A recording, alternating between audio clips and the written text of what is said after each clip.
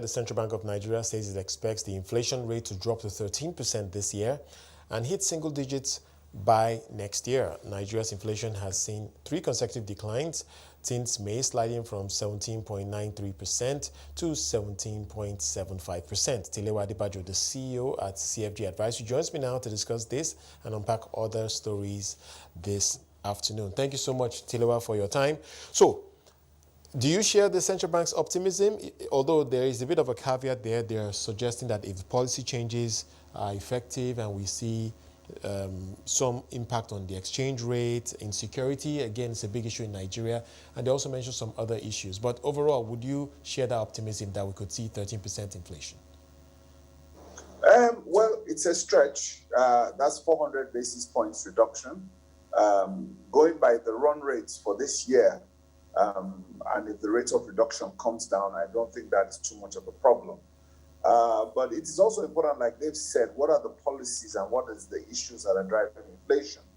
But if you take a look at the historical antecedents of the central bank, you could see that in 2016 to 2017, there was a sharp rise in inflation from about 11% all the way to about 18.5, 18.7%.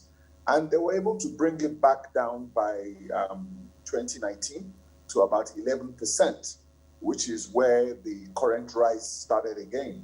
And now we saw inflation at a high of 18%. So yes, their goal of bringing inflation down to single digit by next year definitely is possible. It's been done before. But the question now is that anytime they get to 11%, sometimes it tends to rise.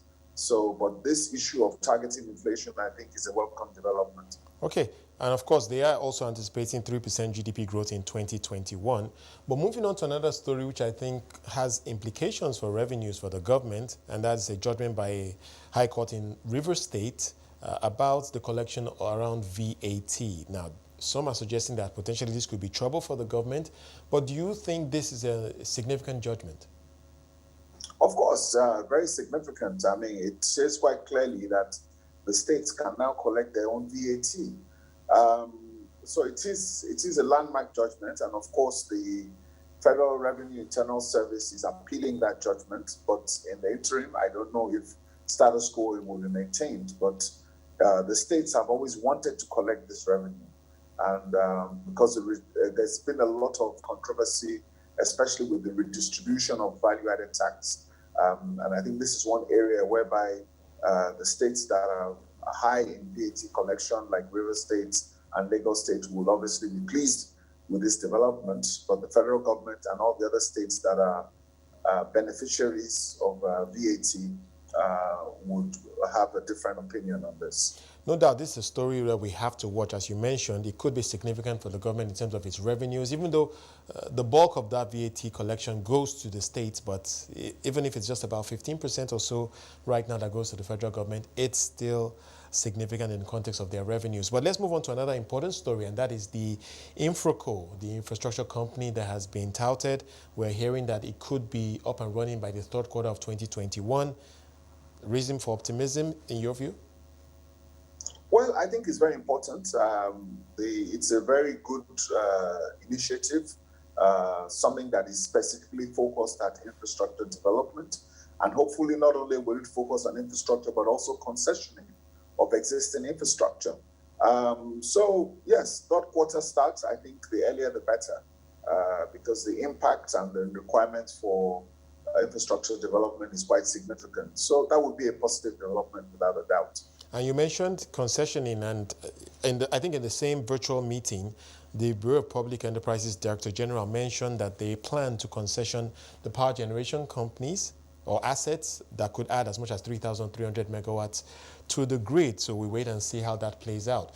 But moving on to another story around infrastructure as well, we're now hearing that the government is looking to reintroduce toll booths on federal roads, even though they're hoping to apply technology to it. Do you think this is a case of bowing to the pressure of the reality that that infrastructure needs money and the money is just not there for the governments to use to develop them?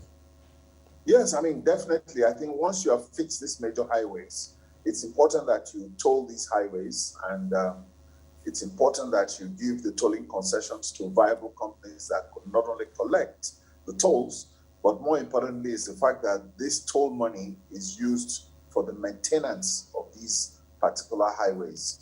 And that way, the net gain for government will be positive in the sense that since you have dwindling revenues, you don't have to commit resources to do highway maintenance.